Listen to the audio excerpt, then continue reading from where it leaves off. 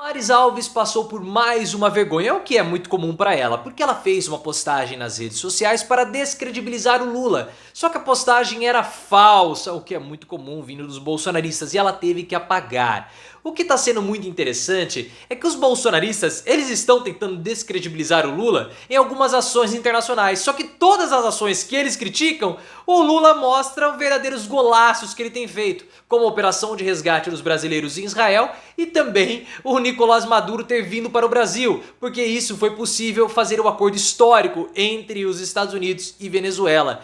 Eu vejo que Damares Alves está precisando aí talvez ter algumas experiências na goiabeira, assim como os bolsonaristas. Imaginem só se o Lula ganhar o Nobel da Paz. O que os bolsonaristas vão surtar? Na sua opinião, o que Damares precisa?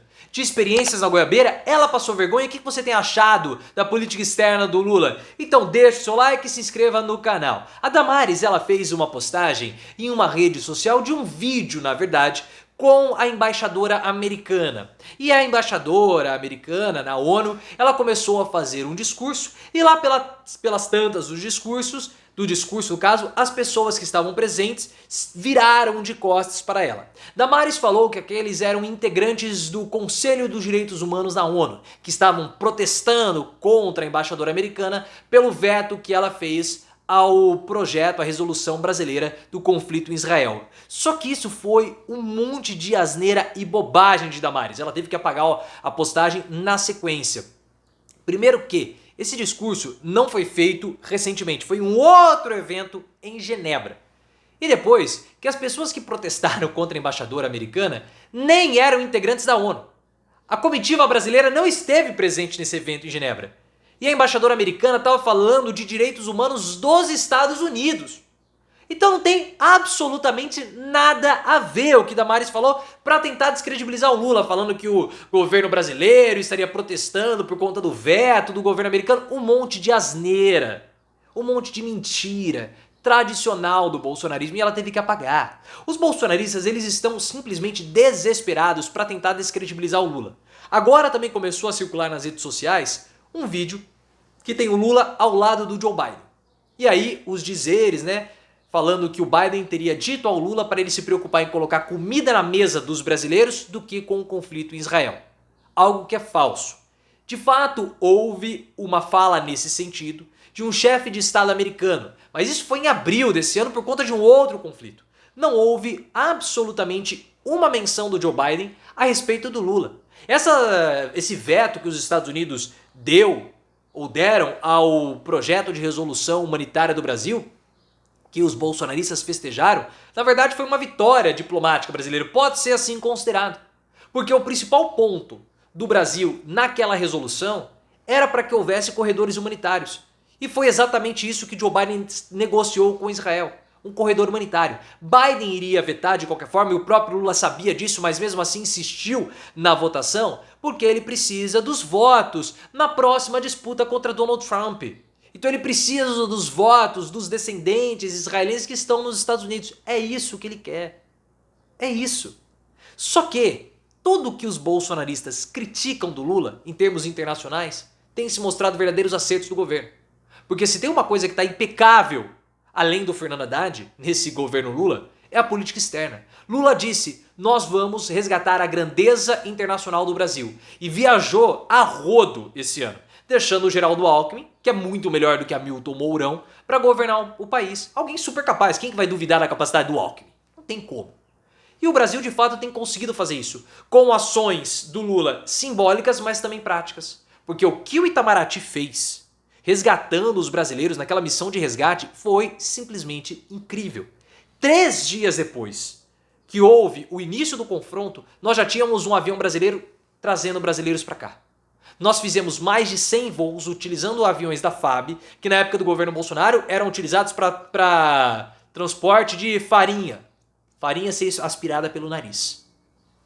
Naquela época, farinha ser aspirada pelo nariz era transportada. Agora, brasileiros vêm.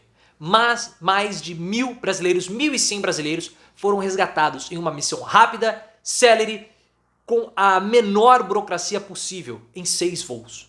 Diferentemente de Bolsonaro, que na época do início da pandemia fez uma burocracia danada com a China para trazer menos de 50 brasileiros. Uma vergonha o que Bolsonaro fez. Uma verdadeira vergonha. E por que Lula conseguiu fazer isso? Por conta da postura neutra, que os bolsonaristas queriam que Lula não adotasse. Como Lula adotou uma postura neutra, foi possível negociar com todas as partes, mantendo assim uma política de boa vizinhança que resgatou os brasileiros que lá estavam em perigo. E agora que os brasileiros já saíram de Israel, Lula vem e endurece. Porque na primeira manifestação pública, depois do procedimento cirúrgico, Lula falou o seguinte: houve um ataque terrorista do Hamas. Ele não chamou o grupo de terrorista, mas ele disse que o ataque foi terrorista. Injusto com a população de Israel. Mas Israel teve um ataque desproporcional, aloprado, algo mais ou menos nessa linha. Não vou conseguir, insano, essa foi a palavra. Mas isso, houve um ataque insano de Israel reagindo a um ataque terrorista do Hamas. Por que Lula faz isso? Ele endurece contra os dois países. Ah, mas isso é uma megalomania. Não é megalomania. Não é, porque o governo brasileiro, graças a essa postura, foi chamado para participar da cúpula de resolução que vai acontecer no Egito na próxima semana. Graças à postura que Lula está tendo. Inicialmente não estava convidado, mas Lula é o governante que mais tem trabalhado pela resolução do conflito. Endureceu a postura. E enquanto o Lula endurece, os bolsonaristas nada fizeram. Na verdade, eles estão fazendo. Porque se você for pegar lá no Congresso Nacional, você vai ter várias propostas legislativas a respeito do conflito. A maioria delas, 75%, moções de repúdio. Ou seja, vale absolutamente nada. E as outras para convocar o Mauro Vieira, que é o ministro das Relações Exteriores, para prestar esclarecimentos no Congresso das ações brasileiras em Israel. Ou seja, nada, só baderna, só bagunça. Porque na hora de trabalhar pelos brasileiros que estão em Israel, os bolsonaristas não moveram um dedo, não moveram uma palha, eles não fizeram absolutamente nada. É só auê, é só pantomima, é só patuscada para usarmos palavras do Fernando Collor.